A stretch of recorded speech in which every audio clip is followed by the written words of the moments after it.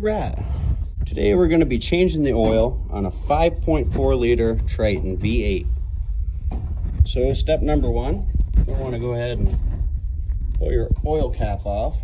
That'll help let the oil drain better. 5/8 socket. Remove your oil drain plug right there. Step three, I'm going to take a flathead screwdriver and a hammer. So what you're going to want to do, go ahead and take your flathead screwdriver and hammer that cocksucker right through the filter. And just bash that bad Larry right in there. Don't even worry about it. Go ahead and pound it right in there. There she goes. Right up through the other side there. Oh, and I think we've done that. Now you take your screwdriver / pry bar and just fucking twist her till she bends and breaks. Oh yeah. Whoever put this here filter on this 5.4 needs to hang up their mechanics tools and just quit. And that's coming from me. Okie dokie then. Now, once you got her about a quarter turn, since engineers are mad at the world and design everything so you have no room to do anything, once you get her a good quarter turn, go ahead and punch that cocksucker right through there again, just as long as it worked. Look at that. And that's a job well done, ladies and gentlemen. We'll probably be able to reuse this filter. We'll just put a little duct tape around it. Okay, so all jokes aside, once you're done bashing holes in your filter, this is actually very important. Make sure that gasket comes off with it, because if you double gasket this, you will blow up your motor. All right, and we're back with part probably 5, I think. I don't know. If you're like me, you probably like to enjoy a couple beers while you're working on your piece of shit Ford, to help you forget what a poor choice you made in buying it. Or maybe you like to smoke some weed or whatever. This is where the key part comes in. Do not forget this very important step. I haven't personally done it, but I've come close. Whatever you fucking do, make sure you put your drain plug back in before you start pouring oil in it. I'm already skipping a step because we haven't put the new filter on. We're gonna get to that. I cannot stress this enough. Once again, I'm gonna blame the asshole engineers at Ford.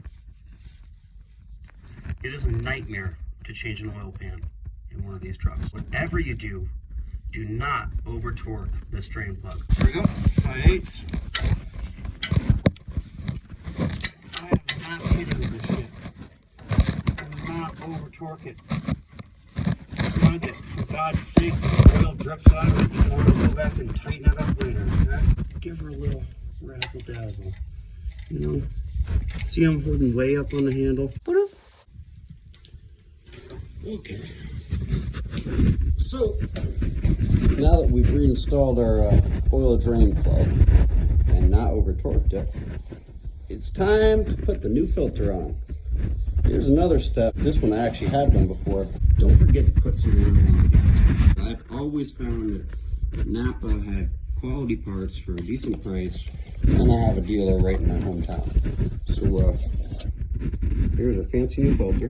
Use some fresh, clean motor oil to lube up that gasket real good. One time, I forgot to do this, and I was wondering why the hell it was going on so hard. I rethreaded it like 4 times. I'm like, no, I'm not cross-threading it. But the son of a bitch just didn't want to get tight because I didn't lube up the gasket. When I realized this, I had to throw the thing in the garbage and go buy another one, because once you do that, you're probably going to wreck your gasket a little bit, and you don't want to do that. Unfortunately for me, that was a gasket on a fuel filter on a 6.0 Power Stroke, and those are quite a bit more expensive than these. All right, time for part 7 or 8 or whatever. Bye-bye. All right, so we got our oil filter, our 7 quarts, which is the capacity including the filter, 5W20 synthetic. That's what Ford recommends. You should probably stick to that. Now, if you're cheap like me, you only got 7 quarts. Make sure you don't spill any. Just take your pinky, give her a little loving. You want to go ahead and pre-fill your filter anyway. So, go ahead and fill her on up. She wants a little bit more. Just go ahead and give it to her. Make sure your pinky's clean. I always keep my pinkies clean. Lube that gasket right up nicely. Do not forget this step because it'll really fuck you up. I forgot to tell you. So it'll take a minute for the oil to flow through the screens. So you're gonna have to keep topping her off until she's not thirsty anymore. I'm probably gonna have to edit some of this out. You don't really need to see this. You get the idea. Maybe I can get my Gen Z little college brother to help me figure out how to fast forward this stuff. That'd be fun. Don't be shy. Just get that gasket nice and moist. Now, the tricky part's gonna be crawling under your truck without spilling all this shit. There we go. Okay, so you successfully drained your oil. You used a screwdriver to pound through the old filter and force the fucking thing off because the last person who changed the oil was an asshole. Put it back in your oil drain plug and you didn't over torque it. You lubed up your gasket and pre-filled your filter with oil. Now it's time to put your filter back on. Do not over tighten this. Hand tight.